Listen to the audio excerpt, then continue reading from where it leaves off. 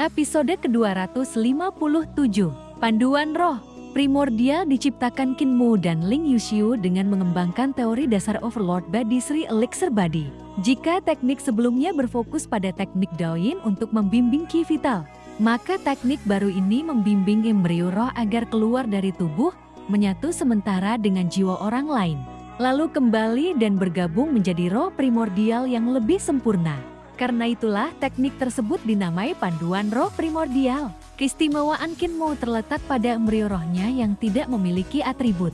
Berbeda dengan Ling Yuxiu atau Siung Xiang yang masing-masing memiliki atribut roh sendiri, roh Kinmu bagaikan selembar kertas putih. Saat berkultivasi ganda dengan Ling Yuxiu, roh Kinmu mengikuti frekuensi milik sang putri. Ketika berlatih bersama Siung Xiang, frekuensinya berubah mengikuti Siung Xiang. Biasanya, pasangan yang telah lama berkultivasi bersama memiliki resonansi roh primordial dengan frekuensi yang hanya cocok untuk mereka berdua. Jika salah satu berlatih dengan orang lain, resonansi itu tidak akan terbentuk karena frekuensinya berbeda. Namun, kondisi unik Kinmu membuatnya mampu menyesuaikan diri dengan siapapun. Kaisar Yan Feng sebelumnya tidak memahami keanehan tubuh Overlord milik Kinmu. Karena itu, ia tidak pernah memperingatkan Ling Yuxiu mengenai bahaya resonansi roh primordial. Kini ia hanya bisa menyesali kelalaiannya. Setelah menyempurnakan teknik pria dan wanita dari panduan roh primordial, Kinmu dan Ling Yuxiu menuliskan seluruh metode kultivasi serta cara pertukaran jiwa secara rinci. Begitu pekerjaan itu selesai, keduanya memasuki keadaan pencerahan yang sulit dijelaskan.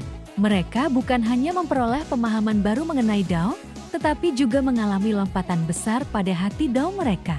Perubahan itu tidak terjadi secara kebetulan. Menciptakan sesuatu yang benar-benar baru adalah pencapaian yang luar biasa.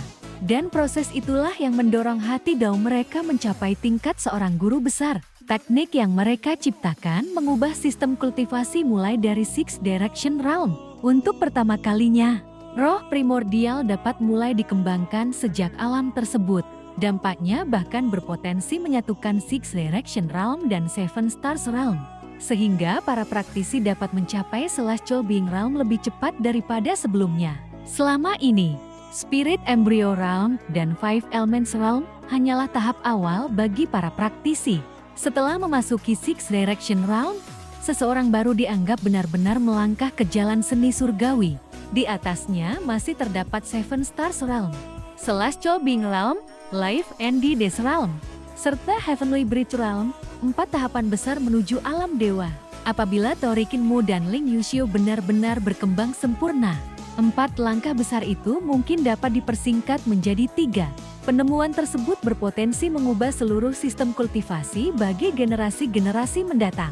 Tidak ada seorang pun yang menyangka bahwa sebuah teknik baru dapat membawa perubahan sebesar itu. Namun, setiap kali jalan kultivasi berubah, Dao langit dan bumi pun ikut berubah. Panduan roh primordial diam-diam mengguncang fondasi dunia. Saat Kinmu dan Ling Yuxiu tenggelam dalam pencerahan, hati Dao mereka terus berkembang. Perubahan itu serupa dengan yang pernah dialami Eternal Peace Imperial Preceptor ketika menciptakan 3 bentuk dasar ilmu pedang dan naik ke tingkat guru besar. Kini Kinmu dan Ling Yuxiu mengalami lompatan yang sama. Meski demikian, teknik mereka belum benar-benar sempurna. Cara memperkuat roh primordial di Six Direction Realm masih merupakan wilayah yang belum pernah dijelajahi siapapun. Selama ini, penguatan roh primordial baru dimulai pada Seven Stars Realm. Sebagai pencipta teknik tersebut, mereka memiliki kesempatan untuk membuka jalan baru yang belum pernah ditempuh para pendahulu. Tiba-tiba Blind menendang paha Kaisar Yan Feng. Yang mulia, apakah Anda merasakan perubahan di langit dan bumi? Kaisar Yan Feng terdiam. Setelah merasakannya dengan saksama, ia mengangguk pelan. Benar, ada sesuatu yang berubah. Blind segera memanggil Dave dan Cripple. Kedua tetua itu pun merasakan denyut halus yang hampir tak terlihat. Seperti hujan musim semi yang datang tanpa suara. Apa yang sedang terjadi? Tanya Dave.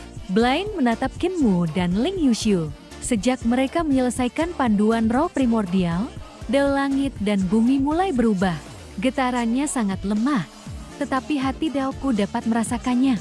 Blind, Dave, Cripple, dan Kaisar Yanfeng sama-sama telah mencapai tingkat guru besar. Karena itulah mereka mampu merasakan perubahan yang bahkan tidak disadari para ahli lain di istana, termasuk Naneksi, Yu Zhaoqing, maupun janda permaisuri. Setelah mengamati Ling Yuxiu yang masih tenggelam dalam pencerahan, Dev tiba-tiba berkata kepada Kaisar Yanfeng, "Prestasi putri Anda kelak mungkin akan melampaui Anda. Pernahkah Anda mempertimbangkan menjadikannya putra mahkota?" Kaisar Yanfeng terdiam cukup lama. Gagasan itu sebenarnya pernah terlintas di benaknya.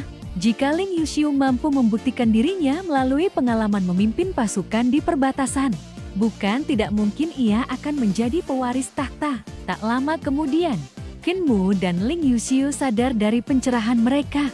Selain menyempurnakan panduan roh primordial, mereka juga berhasil menemukan beberapa metode baru untuk mengembangkan roh primordial di Six Direction Realm. Sebagian dapat dituliskan, tetapi sebagian lainnya hanya dapat dipahami melalui pengalaman pribadi. Kaisar Yanfeng berkata kepada putrinya, "Sure, lukaku hampir sembuh. Ikutlah kembali ke ibu kota." Ling Yuxiu mengangguk, lalu menoleh kepada Qin Mu. "Orang penggembala sapi, apakah kau ikut kembali? Kita bisa melanjutkan kultivasi ganda di sana." Qin Mu menggeleng. "Aku masih harus menunggu kakek Butcher kembali. Masih ada beberapa hal yang ingin kutanyakan." Kepadanya, ia menyerahkan salinan lengkap teknik pria panduan roh primordial kepada Ling Yuxiu. "Berikan ini kepada Imperial Preceptor agar teknik ini dapat disebarluaskan." Ling Yuxiu menerimanya, lalu bertanya pelan, "Bolehkah aku mengajarkan teknik Raja Sembilan Naga yang telah kau sempurnakan kepada ayahku?" "Tentu, teknik itu memang berasal dari keluarga Ling." Sebelum pergi, Ling Yuxiu tiba-tiba mencium pipi Qin Mu, lalu berlari pergi dengan wajah memerah. Kaisar Yanfeng berpamitan kepada janda permaisuri dan bersiap kembali ke ibu kota. Sang ibu berpesan agar putranya berhati-hati karena jalan yang ia tempuh bersama Imperial Preceptor penuh bahaya. Di perjalanan pulang, Ling Yuxiu mulai menjelaskan versi baru teknik Raja Sembilan Naga kepada ayahnya. Semakin lama mendengarkan, wajah Kaisar Yanfeng semakin muram. "Qin Mu yang mengajarkan ini kepadamu?" Ling Yuxiu mengangguk. Mata Kaisar Yanfeng memancarkan niat membunuh. "Ini adalah teknik yang hanya bisa dipahami dari cakram Kaisar. Berarti benda itu selama ini berada di tangan Qin Mu." Namun, setelah beberapa saat, amarahnya perlahan mereda. Selama ribuan tahun, keluarga kekaisaran telah berulang kali meneliti cakram Kaisar tanpa memperoleh hasil apapun. Jika Qin Mu mampu memahami rahasianya, berarti memang dialah yang ditakdirkan mendapatkannya. Demi menjaga hubungan dengan Heavenly Saint Cult, Kaisar Yanfeng memilih menahan emosinya. Sebelum memasuki ibu kota, ia memberi peringatan kepada putrinya. "Jangan pernah mengatakan kepada siapapun bahwa panduan roh primordial diciptakan olehmu dan Qin Mu. Jika kabar itu tersebar, bahkan aku mungkin tidak mampu melindungi kalian." Ling Yuxiu hanya mengangguk pelan. Sementara itu, Qin Mu kembali ke istana untuk memeriksa kondisi mata Blaine. Luka di kaki Blaine telah sembuh, tetapi matanya masih harus dirawat secara berkala. Ketika perban dilepas, mata Blaine yang semula kosong perlahan dipenuhi cahaya surgawi.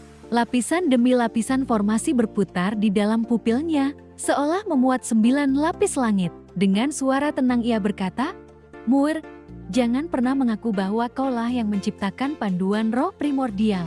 Semua orang yang mengetahui rahasia ini harus menutup rapat mulut mereka." Qin Mu terkejut. "Mengapa?" Blaine menatap ke kejauhan. "Hukum dunia telah berubah. Dao telah berubah. Bahkan langit pun ikut berubah. Semua guru besar di dunia akan merasakan gejolak ini. Dan setiap kali langit berubah, badai besar selalu datang bersamanya.